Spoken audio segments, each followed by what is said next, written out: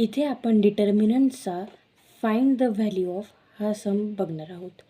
तर सगळ्यात आधी आपल्याला हा सम बघताना आधी हा नोट डाऊन करून घ्यायचा आहे, जशास तसा जो प्रश्नपत्रिकेत दिसतो आणि आपण जो टेक्स्टबुकमध्ये बघतो तसं। आणि त्यानंतर आपल्याला यानंतर solution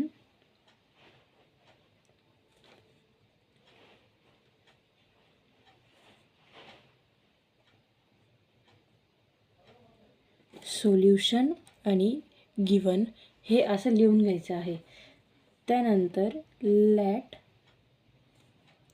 A is equal to, हे जे वरती दिसतं आहे आपण लिहिलं आहे ते परत आपल्याला लिहून घ्यायचं आहे, जसं की 1 2 3 4 5 6 7 8 9।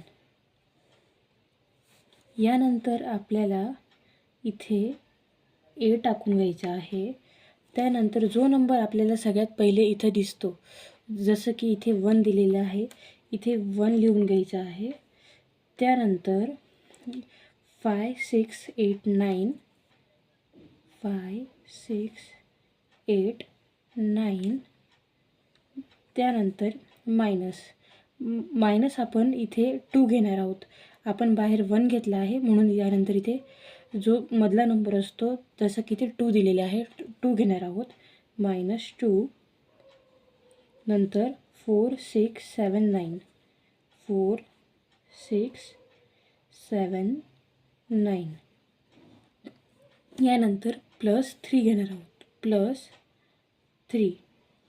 नंतर 4 5 7 8 4 5 7 8, यानंतर आपण 1 जशाच्या तसं लिहून घेणार आहोत।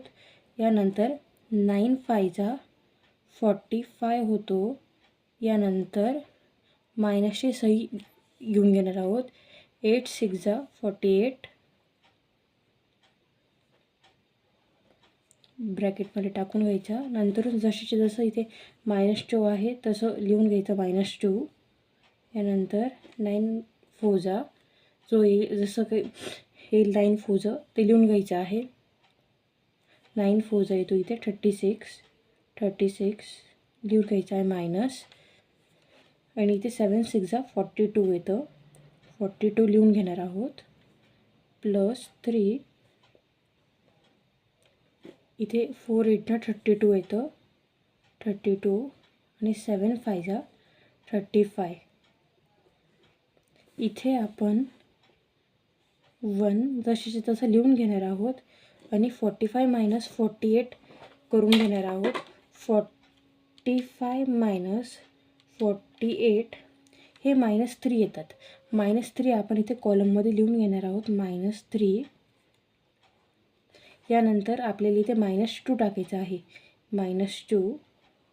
नंतर 36 - 42 आपल्याला करायचं आहे, 36 बघा 36 - 42 होतात -6 असल्यामुळे आपण हे देखील ब्रॅकेटमध्ये टाकून घेणार आहोत, -6। नंतर +3, मग 32 - 35 करणार आहोत, 32 - 35 -3 होतात, मग -3ला पण आपण ब्रॅकेटमध्ये टाकणार आहोत। ब्रॅकेटमध्ये टाकल्यानंतर हे जे आपण केलेलं आहे इथपर्यंत सॉल्व, हे आपण पूर्ण कॅल्सीमध्ये टाकून घेणार आहोत, काही मिस्टेक न करता। जसं ब्रॅकेट आहे तसेचे तसे आपल्याला टाकायचे आहे, जसं की 1 bracket -3 bracket close -2 bracket -6 bracket close +3 bracket -3 bracket close is equal to, इथे आलेलं आहे बघू शकतात तुम्ही 0।